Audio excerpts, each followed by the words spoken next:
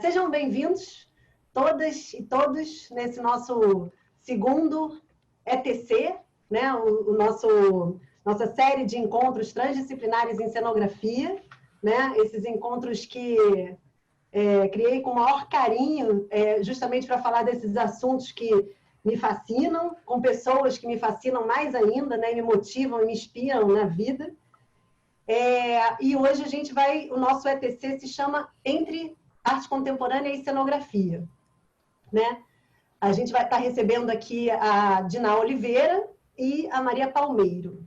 As duas serão, né, professoras no nosso curso, que está abrindo a primeira turma agora, em agosto, né? Ele é a pós-graduação que a PUC-Rio está abrindo sobre, né, cenografia, né? Se chama Cenografia no Campo Ampliado. Então, tudo converge, né, para esse lugar, né, dessa prática da cenografia na atualidade, que é realizada nos entres, né, nos entres desses domínios do conhecimento. Né, e é sobre isso os nossos encontros aqui, e é sobre isso a nossa pós-graduação. Quer dizer, nenhuma atividade, não é também só um privilégio da cenografia, mas nenhuma atividade na nossa atualidade, ela é praticamente nenhuma, né, não posso falar nenhuma, assim, genericamente, mas elas não são realizadas dentro, fechadíssimas, né, dos seus domínios de conhecimento. Existe toda uma transversalidade que é super importante, né? E, a nosso ver, é muito importante que a gente trabalhe, trate isso, crie um espaço de debate, de diálogo e de aprofundamento, né, sobre a cenografia e como que ela é realizada a partir, né, das bifurcações da arquitetura, da própria cenografia, da arte contemporânea, do design, da produção, da comunicação, da engenharia, né? Eu fiquei olhando aqui, muitas coisas acontecendo com vocês, me perdi. Eu sou muito geminiana, gente, curiosa, e fico vendo o que está entrando e tal. Eu fico louca, na verdade, cenógrafa, né, arquiteta. Eu fico louca com tantos espaços se mostrando para mim ao redor de vocês, né? Que é a coisa mais linda isso, que a gente não se apresenta mais só com a nossa roupa, nosso corpo e tal. Existe uma parte do corpo aqui visível e existe esse mundo aqui, né? Essa moldura em cada um de vocês que fala muito sobre cada um, né? Enfim, vou parar de olhar agora só para poder fechar aqui e falar meu texto inicial.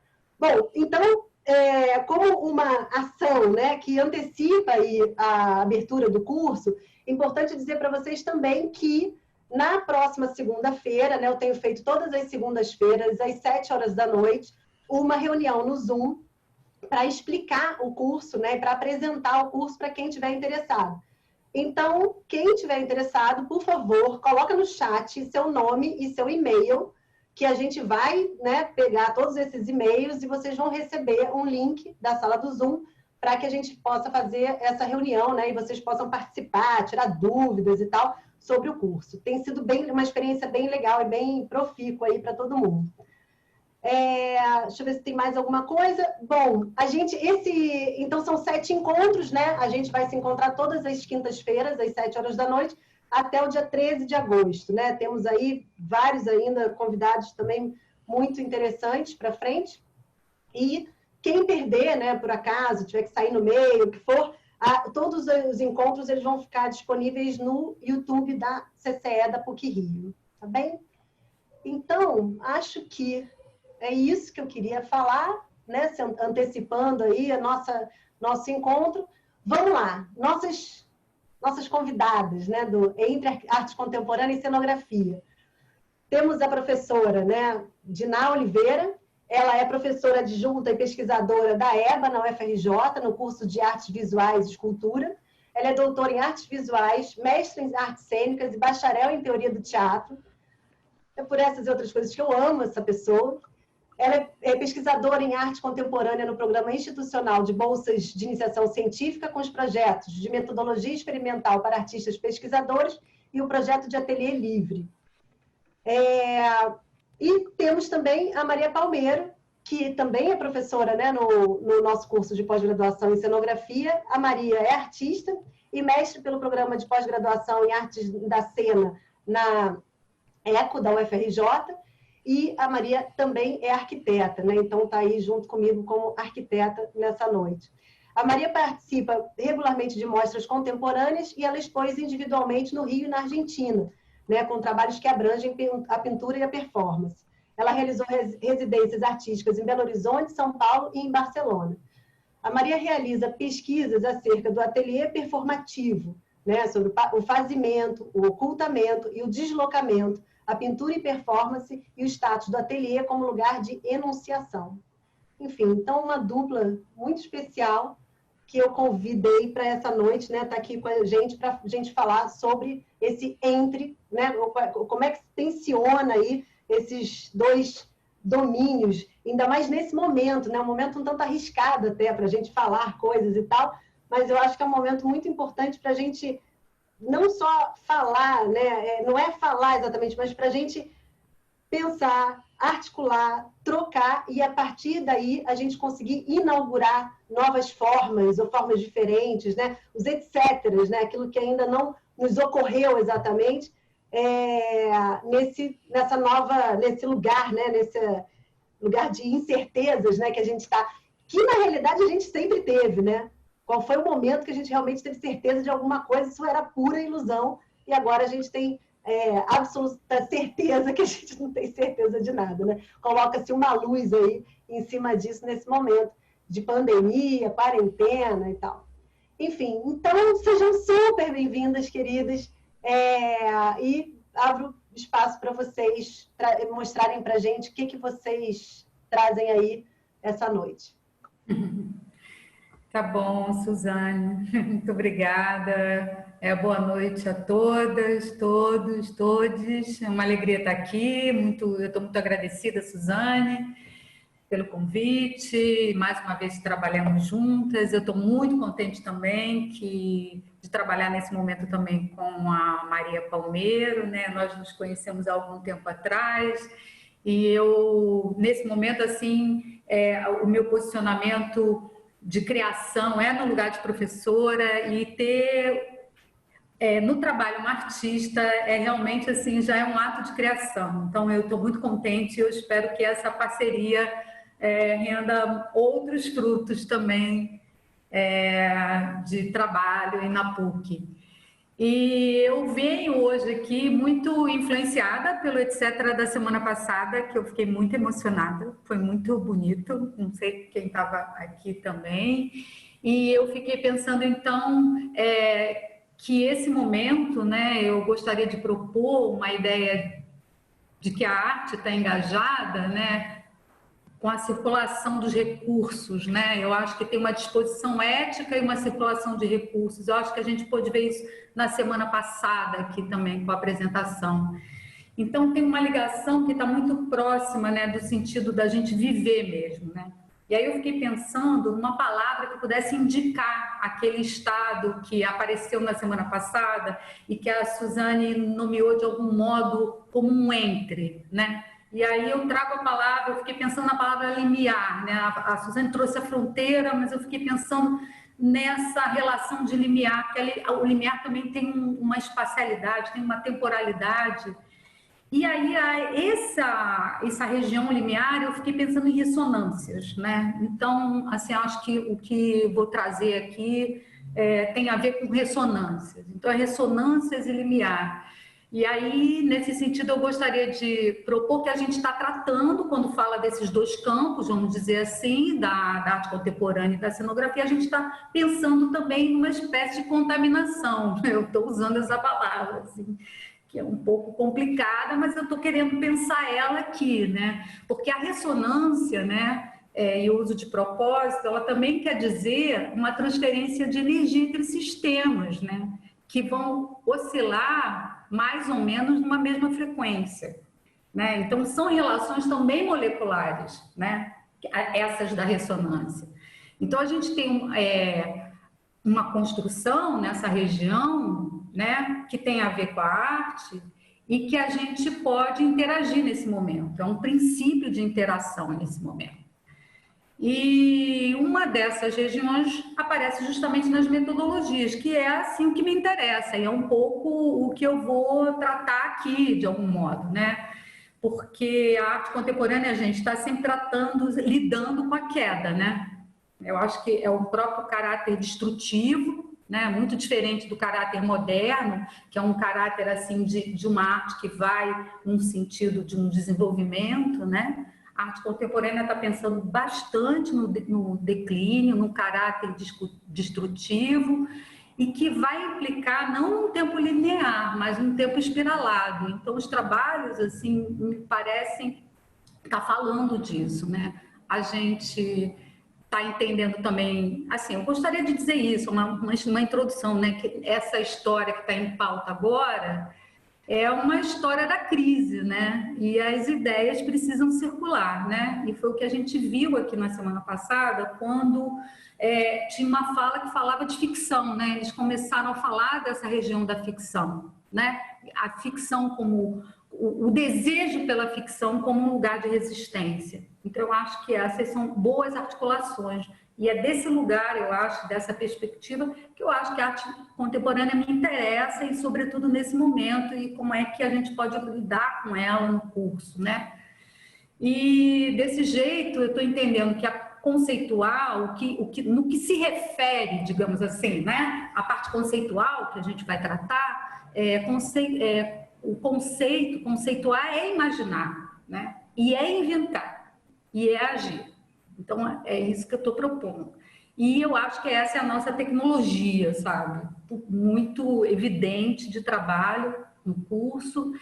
E a ideia de tecnologia que me interessa é essa ideia que eu vou mostrar um pouquinho para vocês aqui agora, que é uma ideia de um saber compartilhado. Vocês estão vendo minha tela? Sim.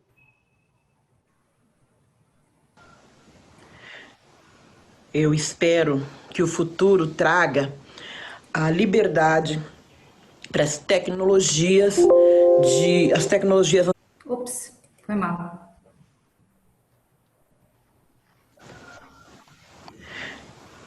Eu espero que o futuro traga a liberdade para as tecnologias ancestrais, as formas de bem viver, as formas de dividir, as formas de viver em grupo, em rede, o que for mais importante. Que eu tenho o direito de fazer as minhas tecnologias profundas, dos cuidados do meu corpo, e que eu possa trabalhar do jeito e da forma que for melhor para mim. A globalização não me atingiu. E eu continuo sendo uma mulher negra de periferia. E eu dou muito valor aos conhecimentos, aos saberes e fazeres que vieram da casa da minha mãe, que são essas tecnologias.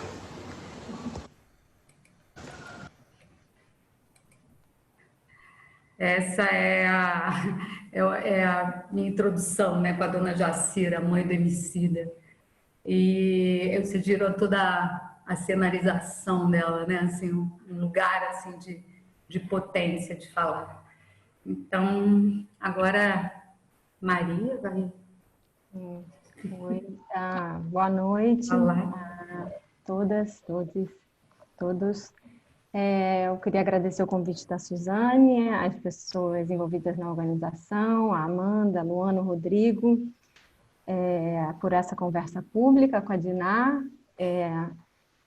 Eu tenho uma relação com a Diná no campo da arte. A Diná foi minha professora em 2016 no mestrado, e desde então a gente se encontra nos espaços de arte, né, como espectadoras ou propositoras, artistas, etc., para usar o termo do Bajbaum. Logo, então, eu estou aqui como professora, futura professora do curso. Eu fico muito feliz de fazer parte desse curso, mas também como artista. Isso quer dizer que eu também me expresso a partir dos suportes reconhecidos como práticas artísticas, né? Porque os artistas, na verdade, estão se desdobrando em muitos fazeres, né? Inclusive no ensino e na educação. Então, eu não vou falar do meu trabalho, mas eu vou partir dele para falar, né? E a nossa, já entrando na nossa apresentação, a nossa apresentação foi pensada para ser um conjunto de duas vozes e ela se constitui a partir de provocações e reações que nós lançamos uma outra durante essa última semana. E então foi nessa troca a gente, enfim, faz essa fala conjunta. E eu acho que após essa apresentação seria um prazer dar um início a uma conversa entre todos os presentes, e a gente acho que seria muito bom continuar fora do PowerPoint. Não, e até para isso também é legal só lembrar que quem tiver dúvidas ou quiser falar alguma coisa, pontuar alguma coisa e tal, faz pelo chat, que eu estou aqui nessa multitarefas de, inclusive, dar uma olhadinha e a gente poder trazer as perguntas, né? Pois é, lindo. Esse processo de vocês foi muito lindo, né? Dessa construção, porque já é um processo, né? Já foi um processo artístico, né? A construção dessa apresentação de hoje, né? Muito bacana. Posso ir? Pode ir. Eu vou compartilhar aqui no trabalho.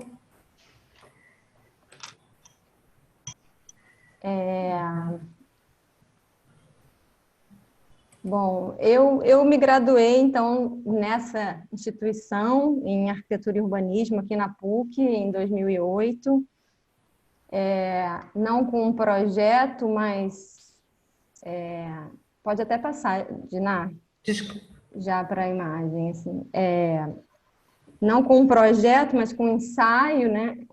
E era um ensaio titulado Estar no Mar, e aí eu friso a palavra estar, que era situado na salina de Arraial do Cabo, mas que tinha como lugares simbólicos a margem e o horizonte, ou o limiar entre esses dois lugares, para usar a palavra sugerida pela Diná, entre a arquitetura e a arte, entre a projeção e o projeto. Então, eu me aproximo da arte pela pintura, que é o slide seguinte.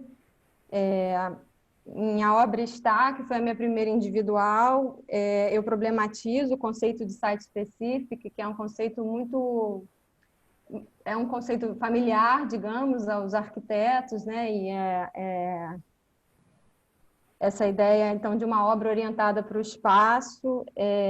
E aí eu problematizo um pouco esse conceito com a presença indiciária do ateliê na tela. Então, o campo da pintura é feito pela sobreposição do perímetro do ateliê e do perímetro da galeria. Então, esses vértices, o marco desses vértices é que define, então, o campo de cada pintura. Então, eu também, com isso, eu evitava uma situação de produzir no ateliê e depois reconfigurar, fazer uma composição no espaço da galeria. Eu também crio assim, um espaço sem hierarquia, né? Então, confrontada com esses diferentes... Então, quando eu trabalho como arquiteta, hoje em dia eu não trabalho mais como arquiteta, mas quando faço essa passagem, eu sou muito confrontada, então, pelas diferenças do modo de produção desses dois campos. E, então, por isso eu vou fazer um mestrado na ECO. Aí, pode passar, por favor, Diná. E no programa de Artes da Cena, que é um programa, então, que deriva da direção teatral, na ECO, com a premissa de fazer do meu próprio ateliê um ateliê performativo. E o ateliê performativo não era algo que tinha uma definição a priori, né? Era, enfim, uma ideia. E aí o mote desse mestrado é um silogismo do artista americano Bruce Nauman, que vocês estão vendo na imagem. Ele está aí exercitando uma dança no perímetro do quadrado, no espaço do ateliê dele. Isso é um estilo de um videotape. E tinha, então, como mote essa frase que foi um presente que eu ganhei, que sai de uma entrevista dele, que diz: Minha conclusão foi a de que eu era um artista e eu estava no ateliê. Então, qualquer coisa que eu estivesse fazendo no ateliê deveria ser arte.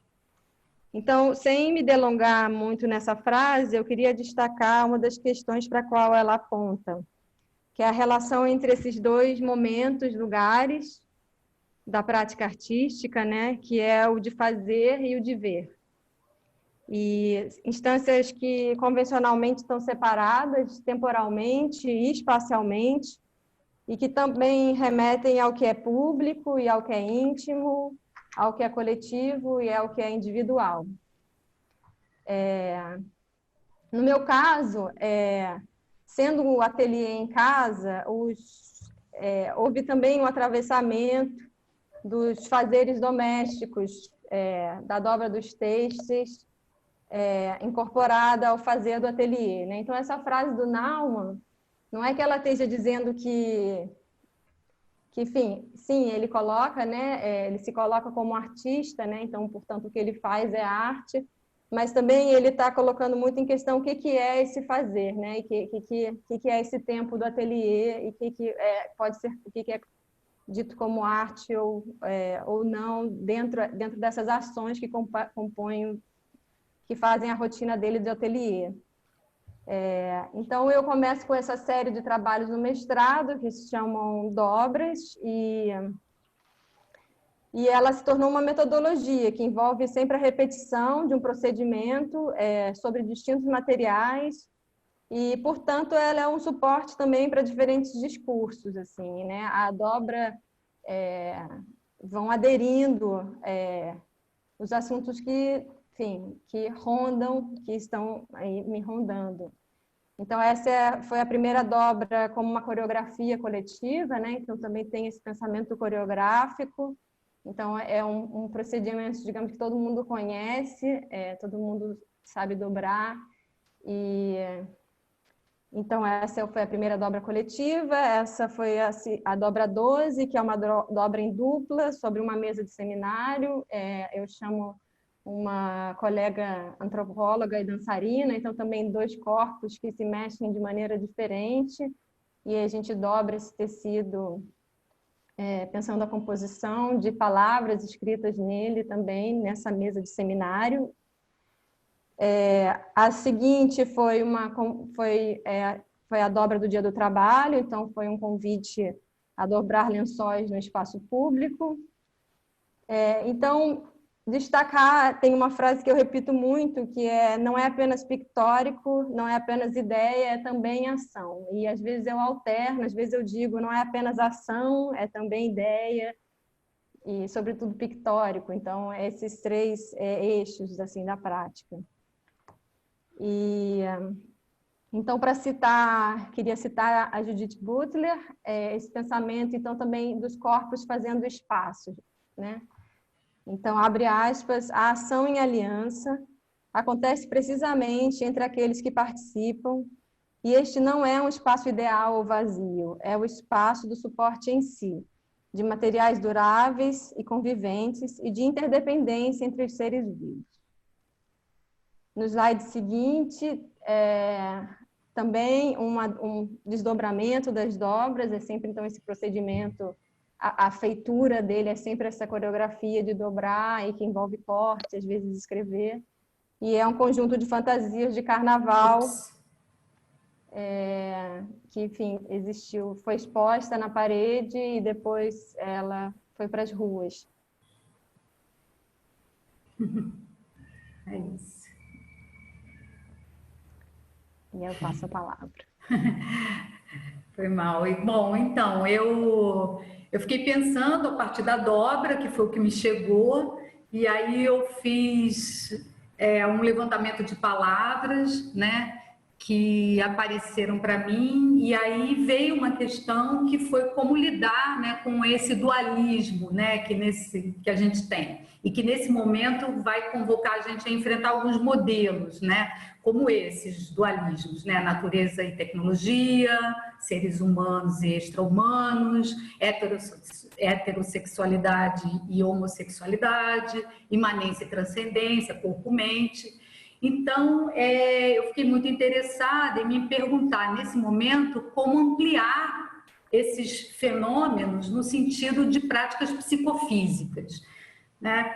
E aí tem um primeiro trabalho que eu gostaria de mostrar, que é um vídeo dessa artista e ativista Turmalini, está ela ali, é o vídeo Salácio, de 2019, que é um trabalho, a meu ver, que propõe uma imaginação ativa, né? Ele tem um conceito da Denise Ferreira da Silva, que é uma filósofa, até que eu e Maria estudamos, né? Separadas, e descobrimos que estamos estudando ela, que ela usa o conceito de luz negra, né?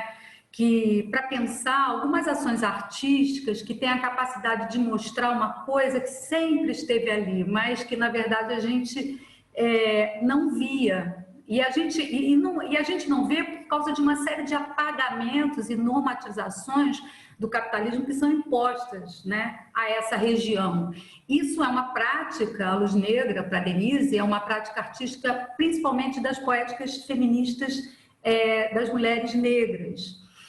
E o efeito desse, digamos assim, aparecimento ativo, me parece, que é a possibilidade da gente colocar a nossa percepção, né, numa operação também temporal que vai se estabelecer entre um espírito do passado, esse corpo no presente, e que resulta numa experiência perceptiva que pode, digamos assim, remodelar o futuro, né? Eu acho que eu estou interessada um pouco nisso. Eu trouxe até a página da Turmalini no Instagram, para quem quiser ir lá pegar. O filme tem uma parte lá e uma parte está no MoMA, no site do MoMA. Então vocês podem ver, mas eu vou comentar um pouquinho o filme, porque a Turmalini vai trabalhar justamente com a história de vida de pessoas transexuais, né? E essa via imaginativa dela, que eu estou chamando de imaginativa, imaginação ativa, ela vai guiar esse trabalho. E a memória é um lugar muito importante, um lugar de investimento para ela nesse vídeo, porque ela vai trabalhar com 2 apagamentos. Um é o apagamento dessa, digamos, dessa figura aí, né, a figura da Mary Jones, que é uma mulher trans, né, e trabalhadora do sexo, que é condenada por furto. E essa figura é transportada do Sorro, no filme dela, para Manhattan, no Sorro em Manhattan, até o Seneca Village, que é uma comunidade afrodescendente e de irlandeses livres, que eram proprietários de terra. E são esses 2 apagamentos com os quais a Turmalini vai trabalhar nesse vídeo, porque essa comunidade, na verdade, ela existiu por volta de 1820, numa região em que hoje a gente conhece como sendo Central Park. Ela fazia parte de uma esfera, de alguns quarteirões do Central Park, e ela é destruída para a construção do parque, e todos os vestígios do assentamento foram perdidos para a história. Então, a gente tem um lugar, né, que para Turmalini é de empoderamento, né, porque nesse momento, lá em 1820, é curioso isso, né, porque as pessoas negras eram convidadas a serem proprietárias de terra, porque era uma estratégia, porque quando você era proprietário de terra, você podia votar. Então, tem uma espécie de duplo apagamento e que se reduplica ainda com a questão histórica, né? E aí, esse deslocamento no filme, ela faz essa ficção, né? Que a Turmalini está morando no Seneca Village, e esse deslocamento, né, ele não é apenas assim, não tem apenas um efeito, uma função de imaginação ficcional, mas no trabalho dela também é um efeito político, né, de solidariedade de classe com as mulheres que hoje, por exemplo, ganham seu dinheiro por meio do trabalho com sexo. Então, isso é uma questão presente no trabalho dela. E essa duplicação, digamos assim, esse problema do dualismo, ela vai colocando materialmente nas imagens, porque as imagens vão apresentando temporalidades distintas em simultaneidade. Ela vai fazendo assim, por duplos, né? Ela vai apresentando duplos e a gente vai, digamos assim, viajando num fluxo temporal que convida a gente, né? Coloca o observador, né? Para além de qualquer dualismo entre ser e aparência, né? Entre observador e observado, né? E coloca a gente numa imaginação ativa desse fluxo de tempo. Tem uma coisa assim que me chamou a atenção, que foram esses lençóis, né? No filme aparecem muitos lençóis pendurados, né? Então tem essa coisa da intimidade publicizada, né? Como um lugar de classe, marcando uma pele e um lugar de classe, né? E nos convidando também, né, de um certo modo, a uma disposição ética. Né? Então, essa dobra me levou a essa duplicidade. Um outro trabalho que eu gostaria de mostrar aqui que eu acho que ele provoca um certo, eu vou dizer assim, ele provoca um certo tremor nos dualismos, que é um dos projetos do Laboratório de Nanotecnologia da UFRJ, né? Eu vou mostrar aqui um pequeno vídeo para vocês, que é o Octopus. Aqui tem uma imagem, porque eles trabalham basicamente com vidros soprados. Aí eu vou mostrar aqui, só um instantinho, tá bem aqui, vai ser tranquilo. O Octopus, é uma série de vídeos que investigam esses afetos, né, como empatia, emoção, cognição, mas os protagonistas, quer dizer, os lugares de entre, os lugares de passagem, são sempre esses recipientes soprados, como aquele capacete que vocês viram, jarros, que estão ali, digamos assim, relacionando-se com o sujeito.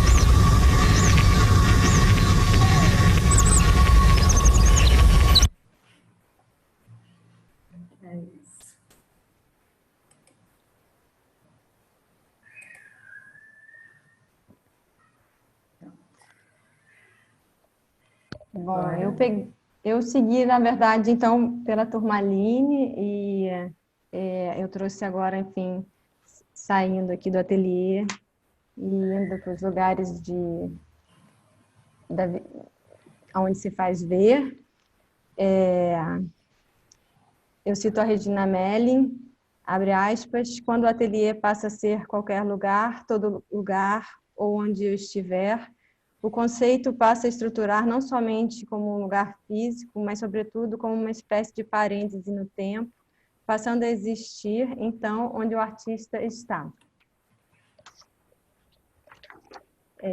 Em 92, então, o artista americano Fred Wilson opta por fazer da sua exposição, a convite do Museu de Arte Contemporânea de Baltimore, ele decide trabalhar no acervo, na coleção permanente do Maryland Historical Society Museum de Baltimore, reorganizando, né, a exibição, então, dessa coleção permanente, chamando a atenção para a omissão das figuras negras e da história da escravidão nesse museu.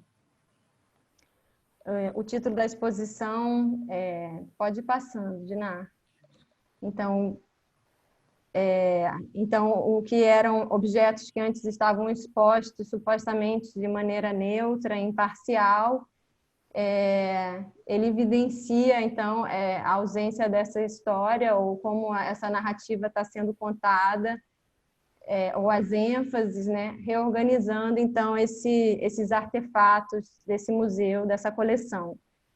O título da exposição é Mining the Museum, Minerando o Museu, e além desse rearranjo e justaposição de artefatos, por exemplo, aí com essa legenda de trabalhos de metal, você tem a prataria e você tem uma algema, né? Então, além então desse rearranjo, né, e justaposição, ele altera as legendas originais e insere áudios que dão voz a retratos de crianças escravizadas, com perguntas como: eu sou seu irmão, quem me acalma quando eu sinto medo. E tem uma frase do Décio Pignatari que eu li via uma entrevista do Ricardo Weisbaum, que ele fala: olho ouvido ou ver. Então, escutar e não apenas ver. Eu cito o Fred Wilson, ele fala: o que os museus exibem diz muito sobre eles, mas o que eles não exibem diz mais ainda. Na imagem seguinte, o trabalho Pilha, da Lívia Flores, uma artista brasileira, carioca, uma intervenção numa exposição coletiva chamada O Museu como Lugar, um diálogo então, entre a arte contemporânea e o acervo do Museu Imperial. Pilha, nas palavras da artista, abre aspas, um objeto que se empilha. O cobertor é um aglomerado de fibras, tanto quanto de imagens.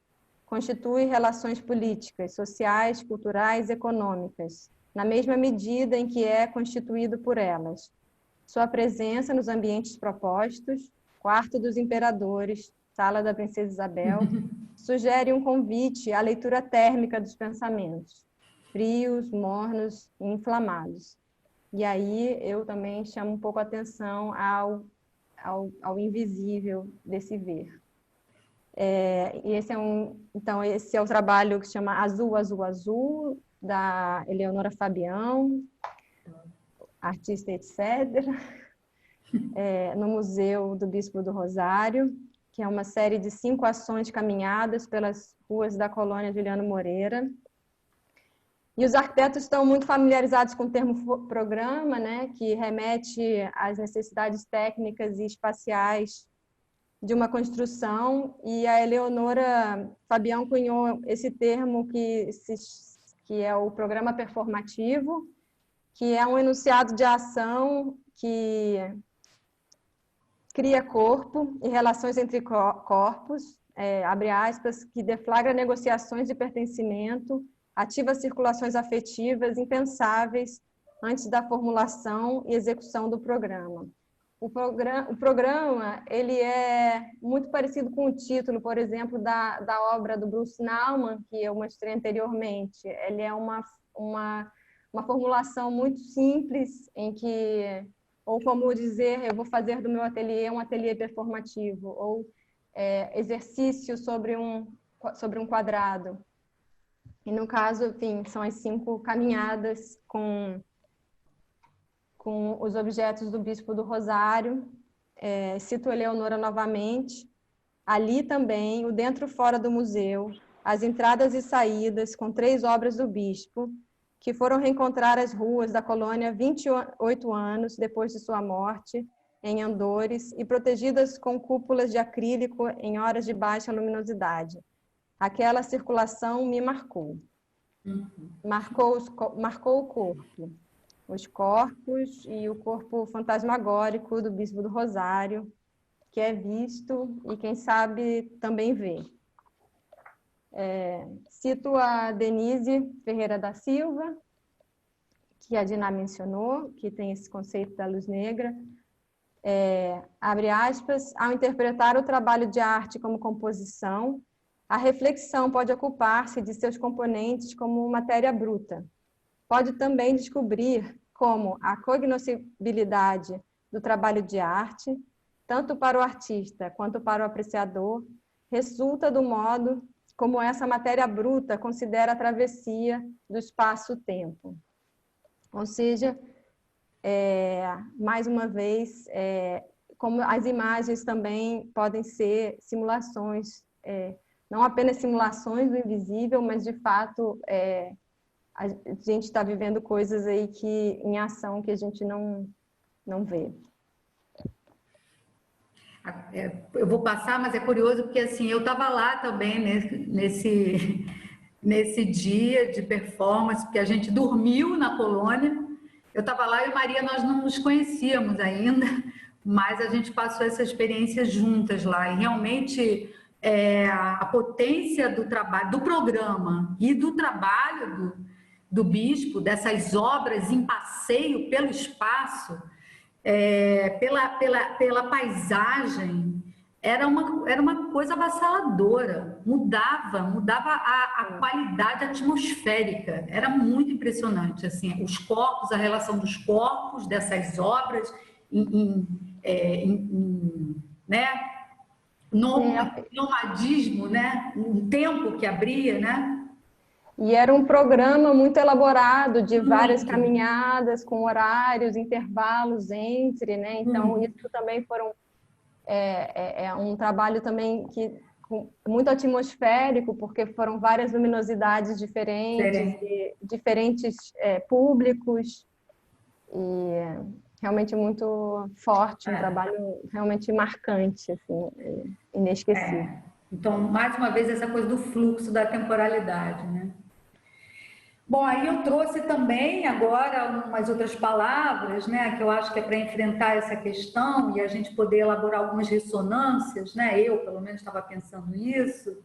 E aí me veio essa história de como que a arte contemporânea está sempre também realizando um diálogo, né, com a história da arte, né? E eu lembro aqui tem uma coisa importante, né? Como a gente falou antes, estava em jogo no modernismo, que era a especificidade da arte, né? E eu acho que a gente vai poder ver isso.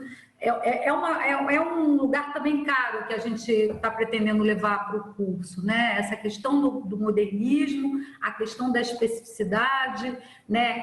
De cada expressão artística e como a arte minimalista, né? Digamos, que era o que queria ser a mais específica das artes, acabou possibilitando, né, um crítico da época vociferar bravamente, o Michael Fried, que vai dizer, né, que o teatro é uma arte impura, porque ela é o que acontece, o teatro é o que acontece entre todas as artes. Então, assim, aí eu trouxe aqui, né, bom, isso é um lugar de pensamento para a gente partir para a questão da cena expandida também, né? Eu acho, no curso.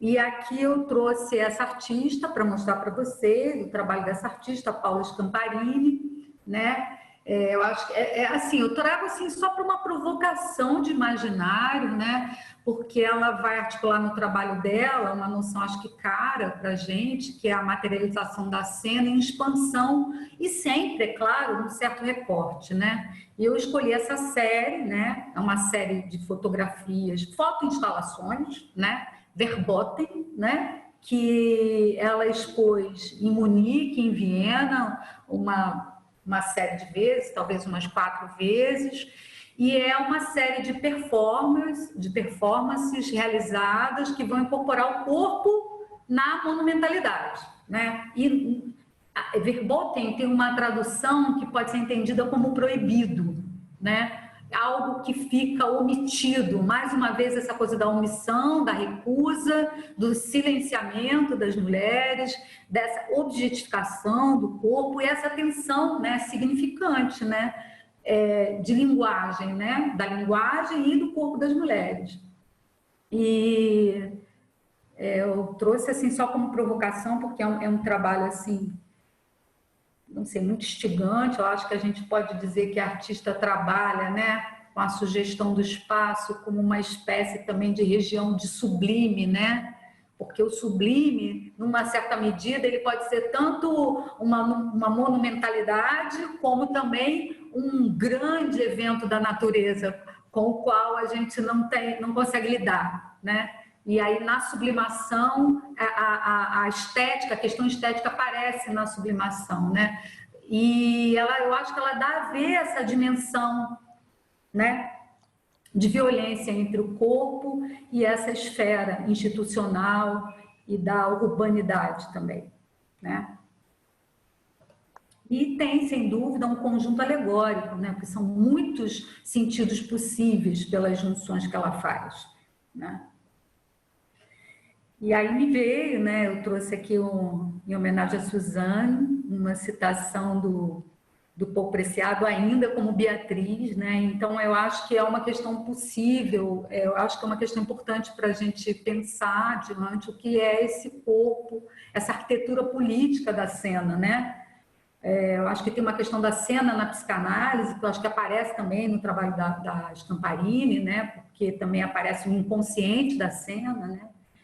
E está sempre em jogo, o corpo está sempre em jogo, né? E essa política do corpo. E aí, para eu finalizar aqui, eu vou mostrar esse trabalho do Rodrigo Braga. O Rodrigo Braga, ele também vai trabalhar com essas fotoperformances, né? No sentido da paisagem, né? Nessas relações corpo-espaço. E ele tem sempre um corpo, me parece, extra-humano, né, nos trabalhos dele. Ou é o corpo dele que também se metamorfoseia, digamos assim, mimetiza a natureza, ou seres da natureza, animais, sobretudo, ou então esses elementos da paisagem mesmo, da natureza, que ele vai tratar como extra-humanos, né? Então, esse trabalho, então, essa exposição chamou Tombo, né, na Casa França, dá para ver. E eu fui ler o texto da curadoria, e aí tem uma coisa bem interessante lá, porque esse trabalho dele vem a partir também de um deslocamento. Ele mora em Recife, ele agora está, que eu saiba, ele está radicado na França, mas ele mora em Recife, vem para o Rio, e aí ele se depara com essa profusão, digamos assim, de palmeiras mortas na cidade, né? Então, qual o nome dele, Dina? Rodrigo Braga. É surpreendente, assim, gente, tipo entrar no site dele, assim, é muito surpreendente o trabalho, é muito bonito. Ele fez uma exposição, porque eu não consegui, eu achei a imagem uma vez, eu não sei se eu estava com febre, há 2 meses atrás, eu achei a imagem uma vez das exposições, até se alguém tem e for pegar aí, uma exposição que ele fez na França, agora, na pandemia, na rua.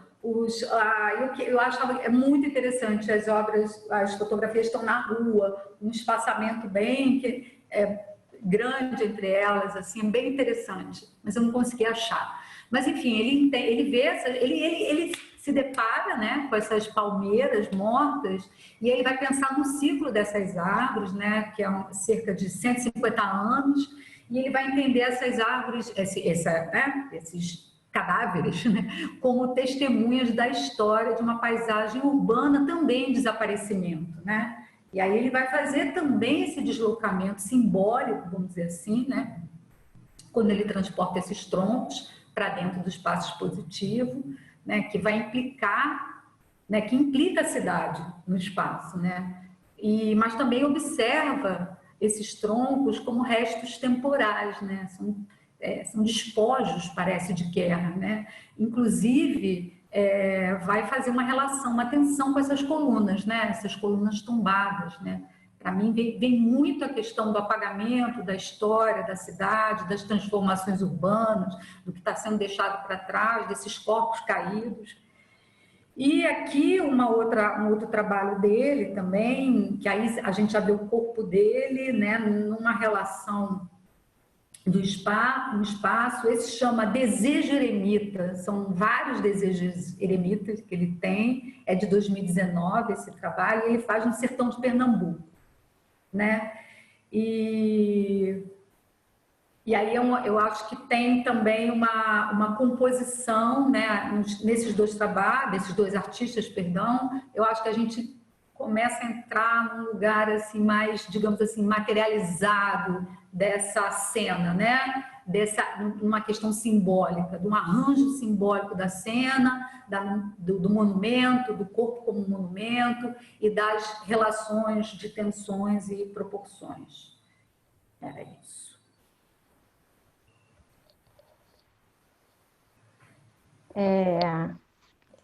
Bom, eu trouxe então a Joan Jonas, que também é uma artista americana. Eu preciso dizer que eu vi muita arte americana, assim, mais do que a arte europeia. Eu acho que eu me formei muito como artista, como eu nunca estudei artes, nem fiz aulas de artes, eu aprendi muito olhando para a arte americana, então meus exemplos foram todos além dos brasileiros, os norte-americanos. Então, essa é uma performance chamada Mirror Piece, que ela é original dos anos 60, mas que a Joan Jonas reencenou com variações sutis em outras instâncias. Então, uma performance que sempre envolve grupos de mulheres que se movem em padrões coreografados, enquanto carregam espelhos de corpo inteiro. Então, a Joan Jonas diz, abre aspas, a plateia se reflete nos espelhos. O que deu a tudo um limite foi que se sentiram desconfortáveis. Você não quer que outras pessoas te vejam olhando. Então, também pensei no Michael Fried, a partir das imagens que a Diná colocou, né, do teatro.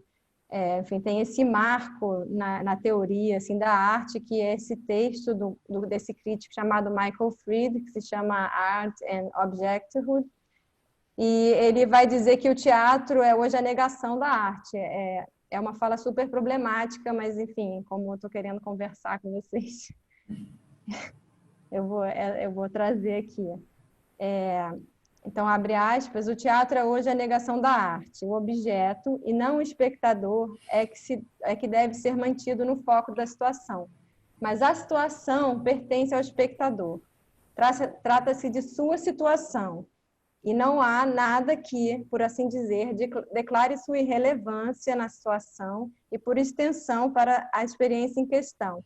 Então, ele está se referindo às obras, à literalidade das obras minimalistas do Morris, mas dá para imaginar isso também nos troncos do Rodrigo Braga, né? Que é esse olho que está num corpo, né? E esse olho e esse corpo que se sente observado por essas obras, né? E que não mais está numa situação de pura contemplação. Né? Então, na opinião, né, problemática, a meu ver, do Fried, a arte perde quando deixa de ser o centro de significação e de produção de presença. né, que são atributos da pintura e da escultura moderna. E essa experiência para ele, que supõe duração, é algo que não está na vida cotidiana, né? Então, aí que eu arrisco uma outra ideia, que talvez essa ideia de teatro do Friedzer, né, essa ideia de espectador em situação, tenha decampado para o que foi a instalação imersiva dos anos 80. Porque hoje em dia o que a gente fala sobre o que a gente chama de instalação não é mais uma categoria, né, um gênero, né, como foi nos anos 80, mas é muito mais uma denominação técnica, né? Então, pode passar. E aí eu vou citar aqui o Capro, que também fala um pouco então dessa situação, mas digamos num viés positivo, né? Então ele diz, o Alan Capro, que também é um artista, eu vou introduzir ele um pouquinho melhor depois da fala, mas ele fala, abre aspas, não viemos olhar as coisas, simplesmente entramos, estamos cercados e nos tornamos parte do que nos rodeia, de maneira passiva ou ativa, de acordo com nossos talentos de envolvimento, da mesma maneira que saímos das ruas ou da nossa casa, onde também desempenhamos um papel. Nós mesmos somos forma. Então, eu botei essa imagem é uma imagem de jornal que foi publicada na Argentina, em Buenos Aires, em 66. O termo happening, cunhado pelo Alan Capro, é um termo que, enfim, ele usava para as ações desempenhadas em um determinado contexto, frente a uma audiência e que não pudessem ser consideradas nenhuma forma já convencionada de arte, né? Nem pintura, nem dança, nem escultura, né? E ele é um artista que pensou muito o limiar entre fazer arte e fazer vida, inclusive pensando novas terminologias, como a ideia de an artist, o que seria uma espécie de artista, né? Ou, não anti-artista, mas artista, né? Então, eu trouxe essa imagem porque, para finalizar, eu queria situar um pouco esses termos também de happening, site specific, né, da história da arte americana na realidade econômica da América Latina, né, com o trabalho então, desse artista que se chama Roberto Jacobi.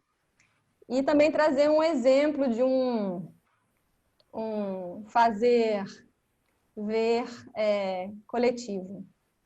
Então, em 66, muito interessado nos meios, né, nos meios de divulgação, nas mídias, que suprimem o objeto, né, para ele, né, ele organiza e documenta um falso happening, né, o happening que nunca aconteceu, chamado total participação.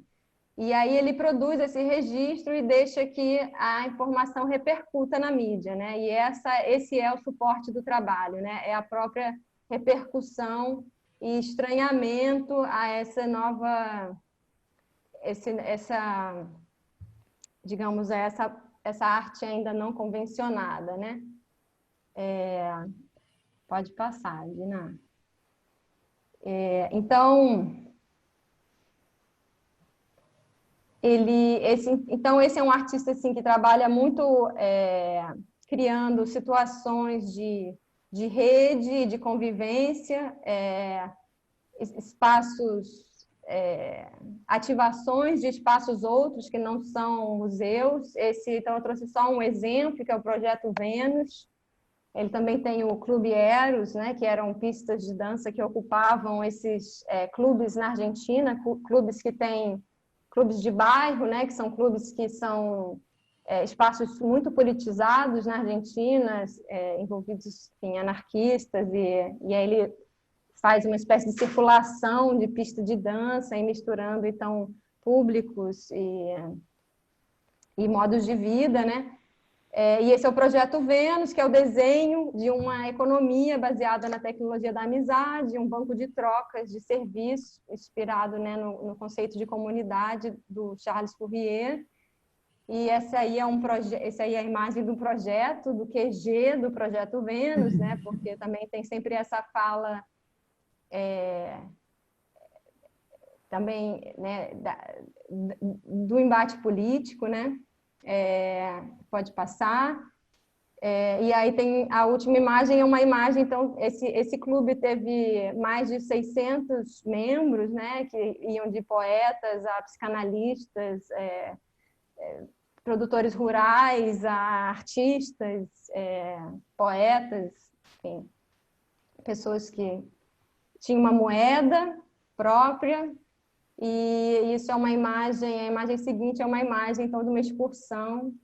Essa é a moeda. A moeda. E tinha uma página, né, onde esses serviços podiam ser... Ele tem várias páginas, né, esse artista, ele também cria espaços virtuais de interação e de banco de dados. E ele tem uma frase muito divertida, né, que ele diz que no futuro, daqui a 1500 anos, não vai haver vida, só arte. Então, eu queria citar o Basbaum para terminar minha fala, o Ricardo Basbaum, que é um artista brasileiro que, em linhas gerais, trabalha com as relações entre espaços, vidas, trabalho plástico e conceitos, e que também pensa muito a comunicação em suas obras. E que ele diz, abre aspas, se naquele período dos anos 60 e 70 buscar as relações entre arte e vida implicava na deriva e no desvio de ambos os campos, em um reviramento de um sobre o outro, mas também, ainda e principalmente na ativação de suas regiões de contato, para o cenário que se delineia a partir dos anos 80 e se estende, clarifica e complexifica no novo milênio, o problema passa a ser central e definidor no próprio estabelecimento das possibilidades de existência em um campo da arte contemporânea, né? Então, ele vai dizer que hoje em dia, assim, supostamente tudo seria arte e vida, né? Dado que, enfim, estar em arte sempre envolva pensar a situação, o que é fazer arte dentro da macroeconomia, né? Então, e ele fala então que hoje em dia são muitas artes e muitas, ele usa esse termo no plural, artes e vidas.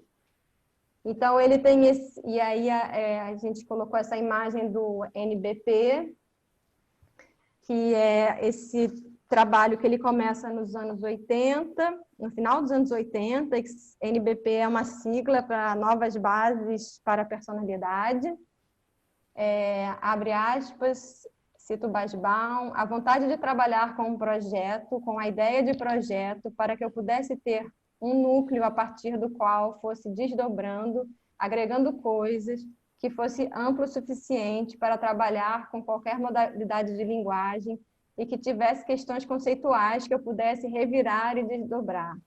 Esse objeto circula e aí se trata de pensar como essa circulação é mediada e compartilhada. Enfim, o vírus está, de fato, ali, organizado de maneira particular nesse objeto. Então, esse objeto, que é esse que vocês estão vendo na imagem, ele é um objeto que literalmente circula. As pessoas, ele tem essa frase que é: você quer participar de uma experiência artística e você acolhe esse objeto e você dá o sentido que você quiser a ele, né? Então, eu vi que tinha alguém colocou uma pergunta aqui, que era qual era a relação das salinas com a primeira imagem, e eu acho que vai dar para responder, porque eu acho que as salinas, no primeiro, e juntar aqui com esse objeto, é que as salinas, elas não eram só um lugar, e eu acho que talvez a cenografia ela possa ser pensada como, também como objeto, como protagonista, como um enredo de uma obra, né? Então, as salinas, ela não era só um lugar, né? Ela também era um objeto, ela também era protagonista do trabalho, né? Então, acho que é isso. Acho que é isso. É isso. É isso. Eu fiquei muito na dúvida se eu devia ter interrompido no meio da apresentação ou não, deixado fluir. Aí agora eu fico muito na dúvida, porque são tantas coisas, né, para a gente comentar. Obrigada, que lindo, que exposição linda, né, de obras tão significativas, né? E fechar com Basbal é muito maravilhoso, assim, muito bacana. Olha, não, o pessoal não fez tanta pergunta. Se eu estou errada, alguém pode, eu não sei, acho que está todo mundo mudo, né? Não pode falar exatamente. Mas deixa eu dar uma olhada aqui. Eu acho que tiveram muitas perguntas sobre as referências, né? Sobre quem eram os artistas. Exatamente. Mas essa das salinas eu localizei. E era aquilo, era só um desenho, era um desenho, né? E era curioso porque era estar no mar e eu acabo nas salinas justamente por causa dessa questão da margem do horizonte. Eu perdi o nome de quem perguntou, desculpa, mas... agora está lá no final. Uma pessoa que eu peguei lá no início, articulando contigo, né, quando você fala de contaminação, ela falou de polinização. É super lindo. É ótimo, né? É ótimo. E justamente o Preciado fala bastante de polinização, né, a questão toda hermafrodita e tal. Enfim. Eu acho, assim, tem só isso, só uma coisa, porque é isso que você está trazendo agora, que eu não sei quem falou, mas achei ótimo também, porque tem algum trabalho que se dá também, né, e é importante pensar isso como metodologia, né, porque eu estava falando isso, né, que acho que a minha, digamos assim, a minha provocação, eu acho que vai ser mais essa, né, de fomentar processos metodológicos, assim, eu acho, de criação. Eu acho que eu acho que é o lugar onde eu me encontro mais, assim.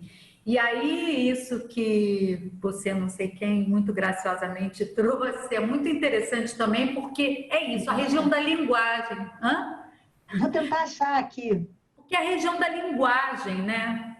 Sabe, assim, da linguagem mesmo, tem uma coisa, né? Eu também atuo na psicanálise, estudo bastante, então tem algo da linguagem, né, que a gente precisa falar, né, e como que esse jogo de significantes, né, como abrir esses significantes, né, por exemplo, a pergunta antes para Maria, né, sobre a salina, me fez lembrar de um outro trabalho do Rodrigo Braga, que é o Mar Interior.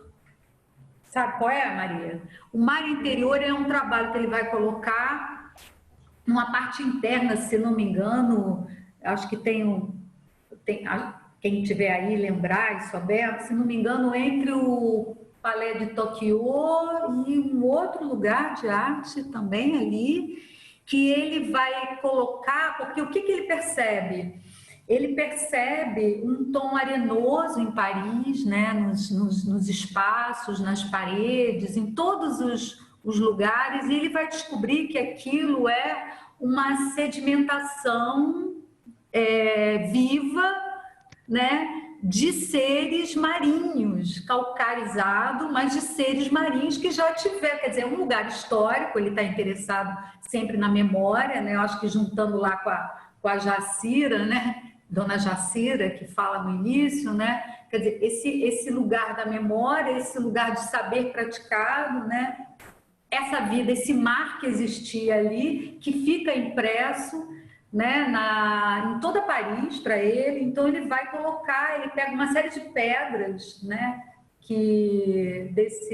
Dessa substância calcária e colocam dentro desse é um lago, assim, e ele coloca e dá o nome desse trabalho de Mar Interior, né? Então, assim, tem uma coisa com a linguagem, sabe? Também, né? Então, tem uma cena na linguagem, digamos assim, sabe? Que se materializa também, né? Eu acho que isso é uma coisa que a gente vai poder pensar. Essa coisa do protagonismo desse desenho performativo do espaço, digamos assim, né? Para não falar cenografia, mas tem um desenho performativo, né? Tem uma imagem que performa. E esse conjunto, né, de exposição e de decifração de signos, né? Uhum. Que a cenografia expõe isso de uma forma, muitas vezes sem medo, quer dizer, em geral, enfim, de uma forma bem explícita, né?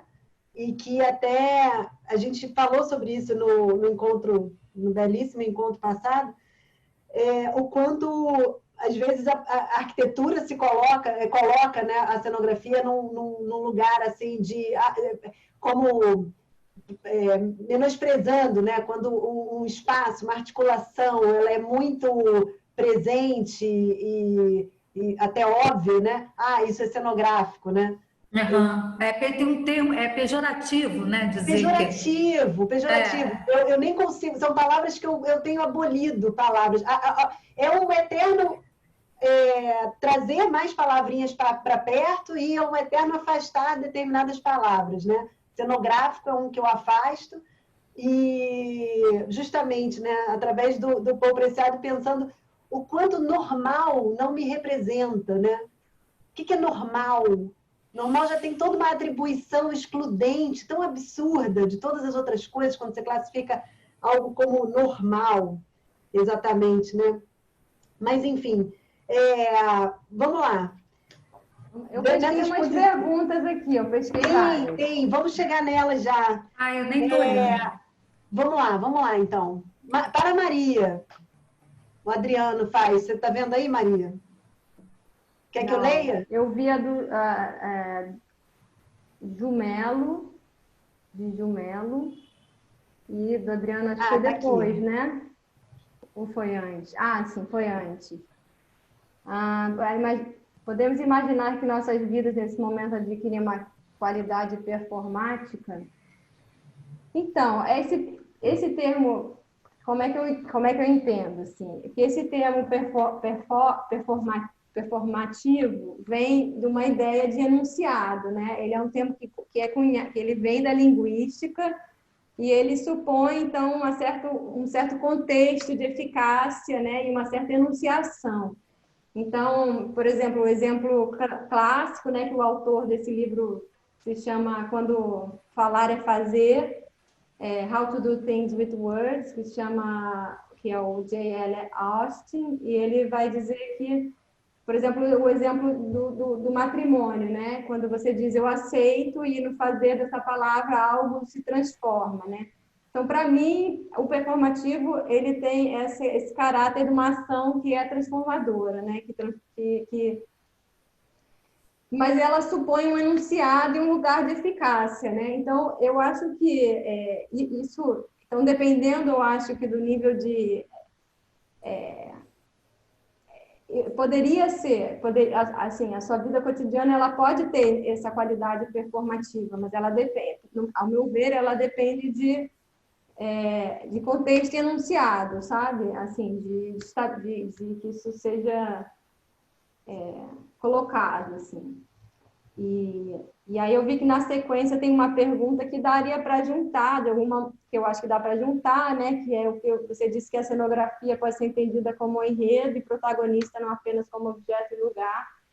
E você diria que isso é real também no sentido do cotidiano?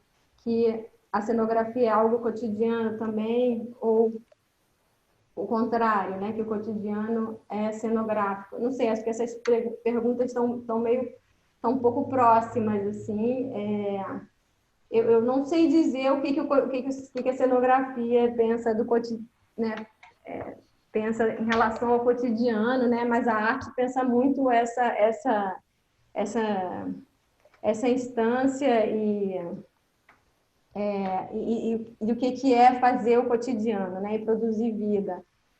Imagino que os cenógrafos também, mas talvez isso não venha não seja pensado como cenografia.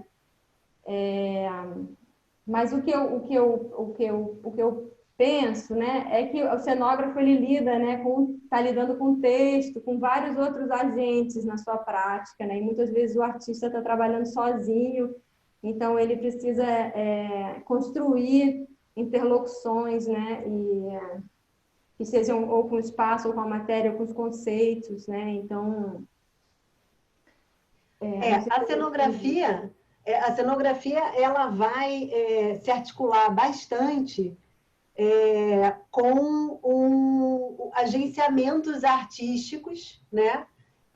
Agenciamentos sensíveis, a gente trata muito isso, né, nas nossas interações, nos cursos e tal.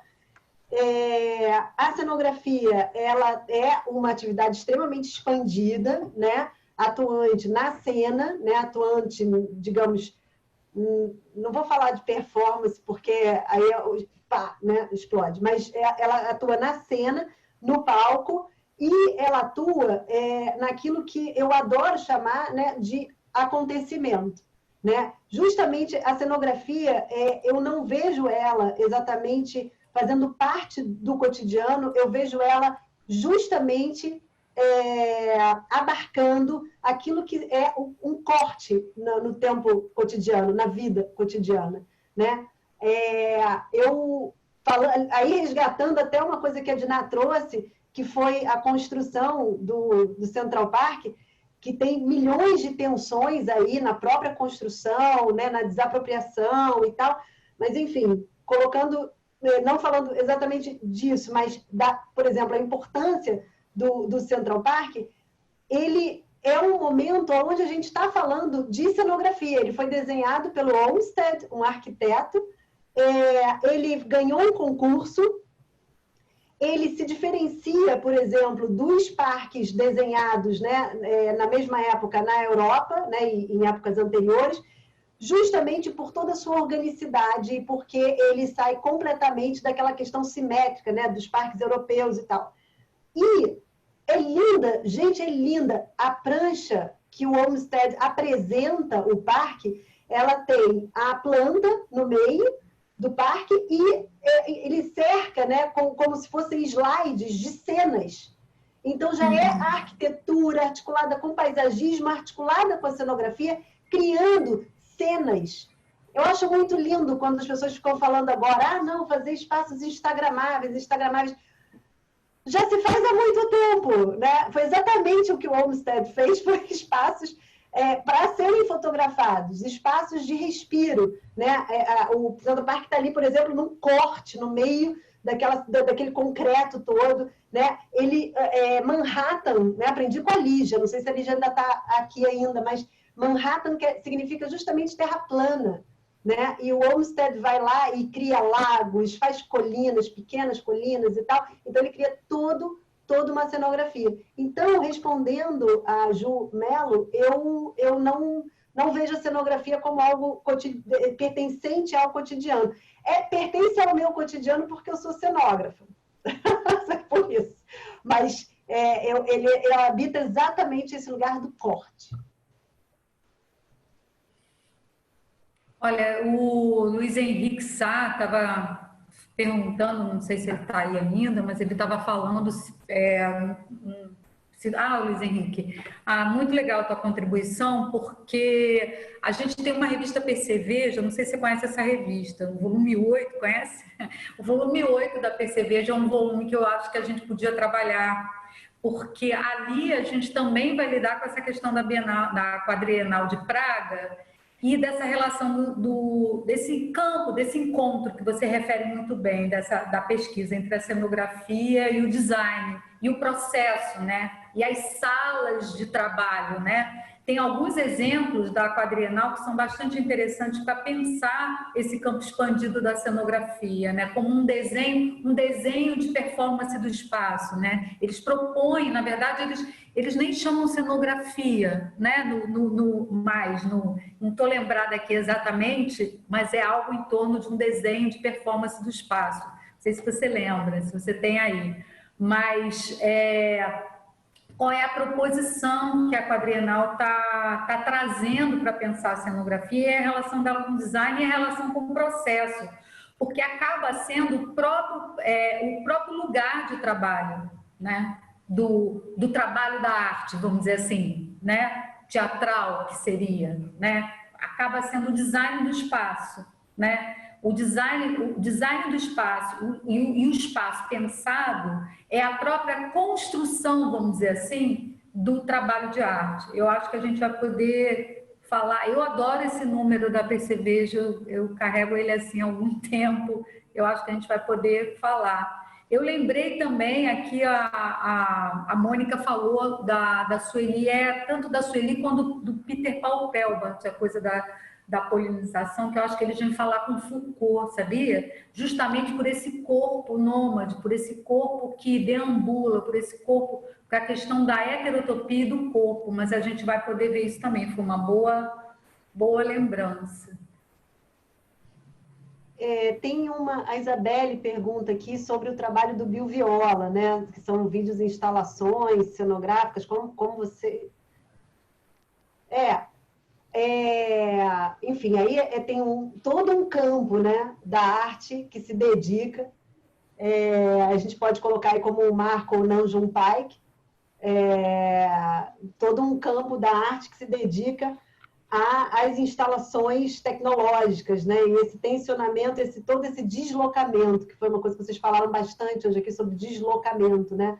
E a própria tecnologia passa por todo esse deslocamento, através dele, do Bill Viola, depois e tal. Enfim, são questões que também se articulam na cenografia, e precisam, né? Acabam sendo cada vez mais necessárias de serem articuladas. Até porque é isso, né? O que a gente está passando nesse momento é um intenso deslocamento. Todos nós somos corpos em deslocamento do nosso que as pessoas adoram falar, nosso normal, né? Deslocamento das nossas certezas, deslocamentos dos nossos sonhos, dos nossos planos, né? Então, uma coisa que eu adoro pensar é o quanto somos corpos em laboratório, né? E aí, repetindo uma coisa que eu falei no encontro passado, a criação de espaços, né, sejam arquitetônicos, sejam cenográficos, eles partem muito exatamente dessa projeção empática, né, da nossa experiência com o nosso corpo. E nesse momento, a gente está num momento de construção de uma nova sensibilidade, né, justamente nessa tensão orgânico-inorgânico. Aí me vem à cabeça aquele trabalho que agora eu não sei o nome de quem dos espelhos, Maria, que você mostrou. Isso. Me vem à cabeça o trabalho dos espelhos e me vem à cabeça o que a gente está vivendo hoje, que é o quanto a gente está na frente do espelho como nunca, né? A gente está bastante, né, em confinamento, quarentena, não sei como é que são os graus de quarentena, mas todo mundo está um tanto guardadinho em casa. E na comunicação via Zoom, via Meet, via isso, via aquilo, não sei o quê, a gente nunca se viu falando, né, numa comunicação real, ou presencial, físico, né? Mas na comunicação digital, estamos aqui. Todo mundo está se olhando. Todo mundo entra na reunião dando aquela ajeitada. Meu cabelo está horrível, isso aqui, né? Enfim, então adorei aquela imagem, porque fala muito de algo que a gente está vivendo agora. E tudo isso é extremamente transformador, assim, sem dúvida. Tem algumas questões aqui. Acho que tem várias coisas assim que eu queria falar, mas me ajuda não sei se aí. dá. A Betânia está trazendo essa questão, né? Se é possível falar de uma... Eu não sei se a gente estava falando, Betânia, dessa relação arte contemporânea e cenografia com algum aspecto de homogeneidade. Não sei, pode ser que tenha aparecido. Não, ela está trazendo, eu acho, a questão, assim, né? Quer dizer, é possível falar isso? Elas se misturam de uma forma homogênea, sem criar fronteira entre elas? Não sei se pareceu isso, mas, assim, eu acho que no próprio modo como a gente trouxe aqui a questão da arte contemporânea, sempre num lugar de tensionamento temporal, espacial, de materiais, de corpo, monumento, eu acho que já fica colocado de um certo modo que qualquer homogeneidade não parece fazer parte desse campo, né? Quando a gente fala, acho que quis falar de limiar e não de fronteira, não de demarcação de espaço, porque como eu estava falando também de circulação, né? de circulação e dispositivos de circulação criacionais, né? E num sentido ético também, uma disposição ética que o nosso tempo meio que exige, né? A questão a fronteira também é um marco político de pertencimento e de pertencimento a território. É possível a gente pensar também nas fronteiras. Eu acho que é uma boa colocação, é possível pensar nas fronteiras. A questão do limiar é porque a gente tem um espaço, e depende de como é que você anda, são imagens, né, para a outra pessoa, o outro que perguntou da linguagem, né? São espaços que a gente percorre, né? Espaços que a gente vai percorrer no trabalho de criação, né? No trabalho criativo, no trabalho da arte, que ele não é completamente nomeável, né? A linguagem, na verdade, quando a gente vai falar de arte, quando a gente fala homogeneidade, fronteira, o limiar, o hibridismo, é tentando dar conta de alguma coisa que como a Denise falou, a Denise Ferreira precisa de uma luz negra para iluminar, porque a gente não vê tudo que está ali. Então, são formas de exercício, formas de exercitar a linguagem no sentido de tentar colocar expressivamente uma inquietação, uma angústia, né? Uma relação. Então, por exemplo, a gente às vezes trabalha, eu tenho trabalhado com a Suzane nos cursos de extensão que vão tratar a questão da cenografia no teatro. Às vezes a gente trabalha, a gente tem na verdade a gente tem resultados muito bacanas com os estudantes, mas ainda assim a gente vê como tem momentos que a pessoa, né, que está ali trabalhando fica ligada com a linguagem como se fosse assim, o texto da peça, num sentido de literalidade, digamos assim. Então, como escavar esse lugar da literalidade para encontrar um problema como esse que o Fried, né, encontra? Poxa vida, o espectador que está em cena, esse trabalho só existe, né, pelo trabalho do espectador. Isso também não era uma novidade, o Duchamp falou isso lá na década de 10, né? Então esse é um lugar também que a gente vai investigar um pouco, o trabalho do Marcel Duchamp, né? Como é que ele ainda é um farol. Mas então eu não sei se pareceu esse lugar de homogeneidade. Eu acho que esses trabalhos que a gente trouxe, eles mostram sempre um campo de tensão, né? Entre essas linguagens. Então, eu gosto muito de pensar na fecundação, sabe? Na possibilidade de fecundação, né? Entre as áreas. Gosto muito de pensar nisso. Eu acho que Eu não sinto como homogêneo, mas são tantos aspectos que, inclusive, se incorporam, se entrelaçam, né? Se embolam aí. Como a gente, por exemplo, pensar a cenografia como instalação, como intervenção, como ativação, né? Que são conceitos aí que vêm da arte, né? Que aí se datam e se auto-extrapolam e tal, mas o quanto a gente não pensa isso na cenografia, né? Ainda mais em cenografias em espaços, digamos, às vezes um tanto menosprezados como um stand, sabe? Por que não fazer um stand como uma intervenção no espaço como um todo em que ele está inserido, né? Mesmo que seja corporativo ou que seja... Enfim, então... Mas eu acho que não dá para dizer mesmo que ele seja corporativo. Isso é só uma observação. Assim. O quê, Maria? Eu acho que não dá para dizer mesmo que ele seja corporativo. Sim, já estou eu construída aqui. Assim. Eu acho que as coisas não são triviais. Essas coisas não são triviais. Sabe? Então... O seu som ficou esquisito, hein, Maria? Estava ótimo até agora. Tá esquisito? Acho que é minha gata. Agora melhorou. Mas fala, por favor. Não, era só que você falou mesmo que seja corporativo, e eu quis dizer que isso não é uma coisa trivial, mesmo que seja corporativo. Assim, isso não dá para separar isso, né? Quando você faz arte, assim, essas coisas todas estão... elas não são mesmo, elas não estão, assim... para além dessa questão, assim. Então, eu só queria fazer essa observação. Perfeito, até porque o que acontece, assim, o que eu vejo bastante na cenografia é justamente esse lugar, sem um espaço de debate, de aprofundamento de conhecimento, né, de reflexão, e as pessoas se lançam a fazer cenografias vindas de várias outras artes e tal, várias outras áreas e tal, e muitas vezes o que se faz é isso, é raso, sabe? E aí, muitas vezes, a entrega é rasa justamente porque era um espaço corporativo, enfim. Então, são articulações aí ainda bem profundas.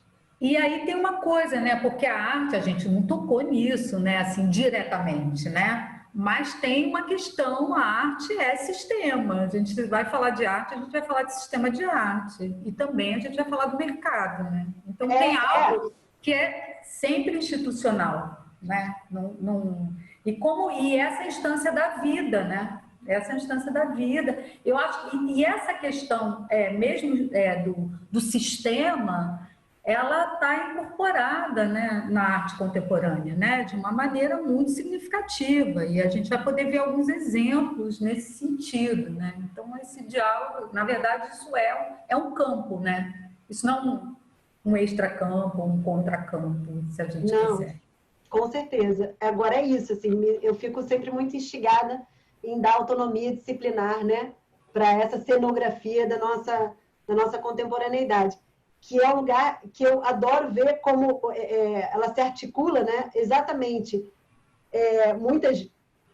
Ela se articula a partir, né, da transformação do ordinário em extraordinário, né? Através de fecundações aí muito profícuas, né, com outras áreas, com a arte contemporânea, com a arquitetura, com o design, né? Enfim, então criar esses espaços de tensionamento entre essas áreas e a gente falar sobre isso é muito importante. O Adriano está falando disso, né? Ele diz aqui, ó, o consumo exige que seja raso. A questão que se coloca é se nesse campo de trabalho existem frestas para tentar subverter isso. Nós nos colocamos isso com frequência no nosso trabalho. Muito interessante também, né? Acho que está de papo isso. E eu fico pensando assim, como eu não sou...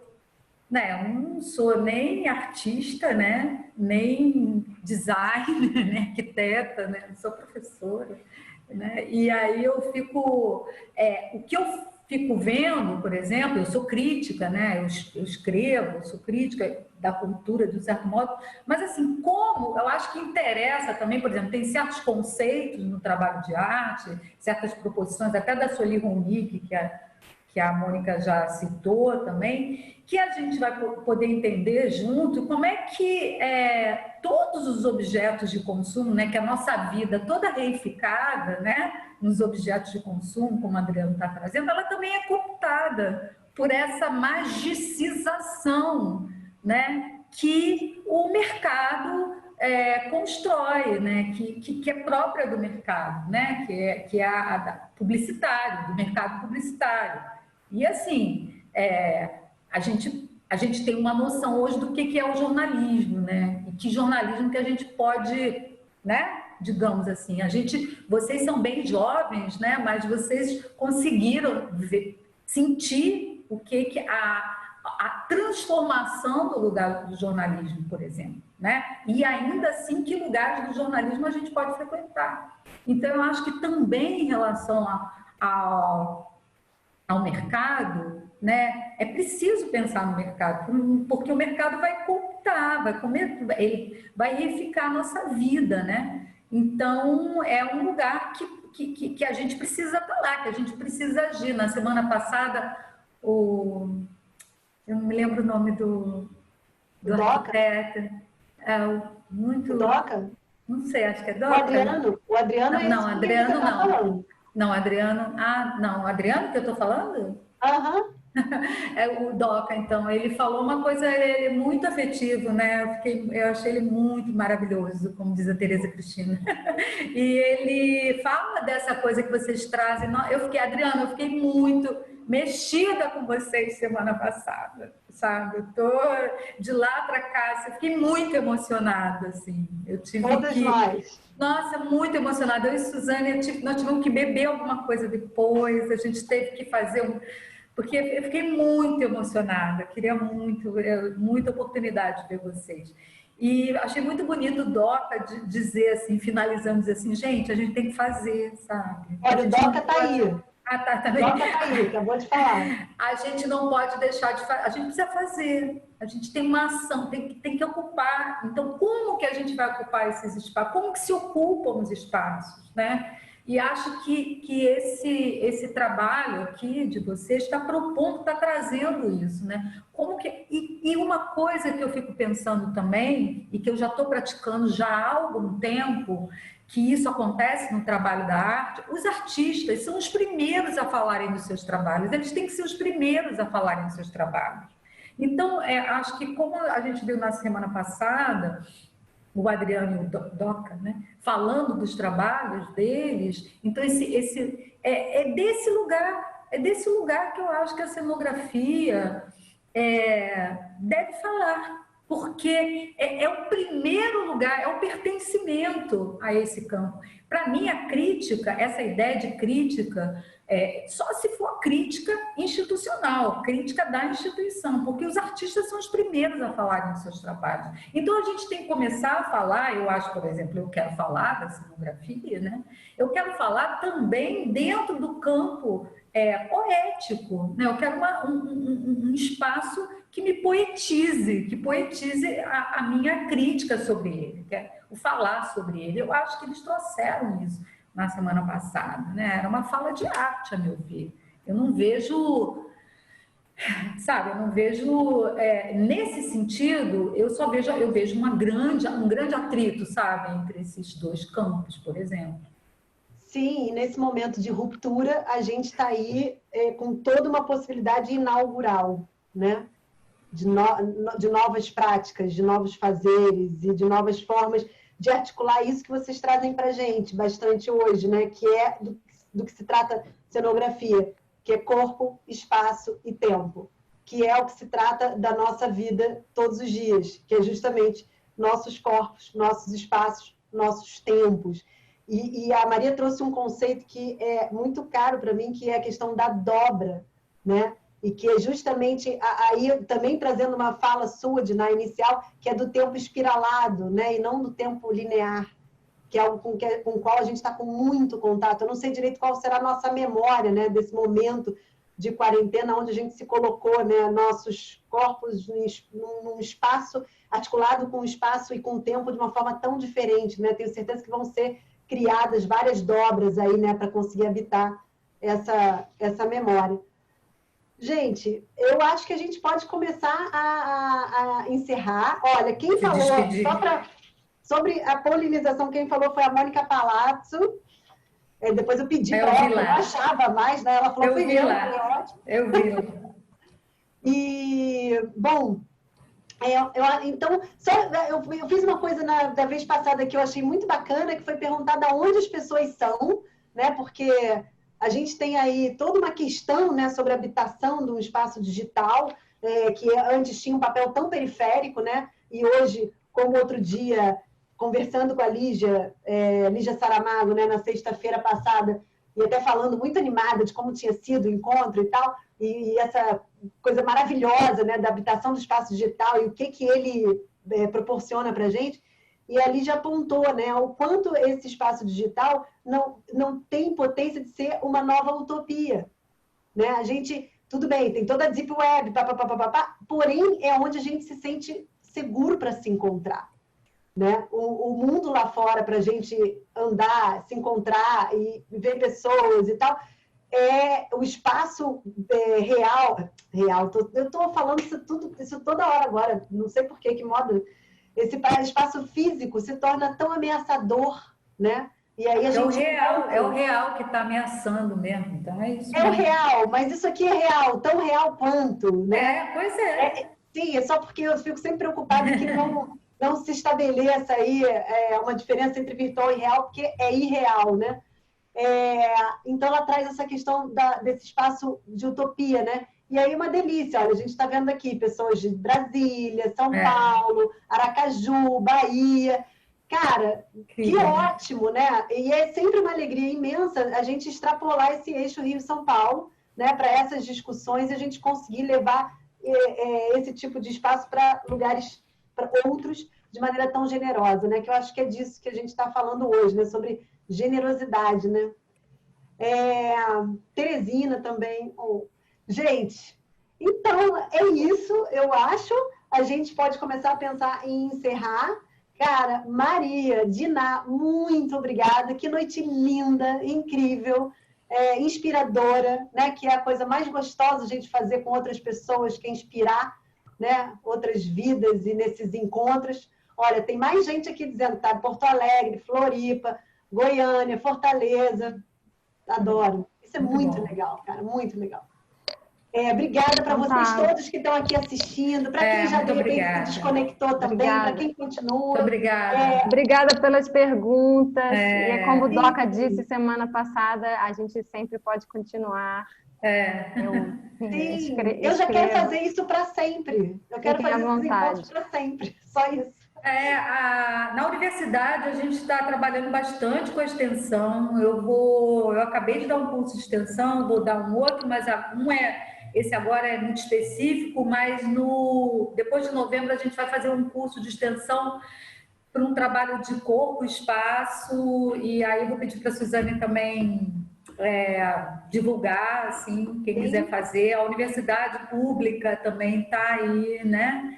Se desdobrando, está na dobra do... E estou colaborando lá com a UFRJ. A gente está trabalhando direto com a extensão, e ainda mais agora, né? Não tem motivo nenhum para o nosso trabalho não ser absolutamente público, né? Na universidade. Então, são todos bem-vindos. Maravilha, maravilha. Bom, e aí só fechando, lembrando que segunda-feira a gente tem a reunião no Zoom às 7 horas, onde eu explico, né, apresento o curso e tiro dúvidas. Aí já pedi para o pessoal botar os e-mails no chat, quem quiser participar, né, botar o nome e e-mail.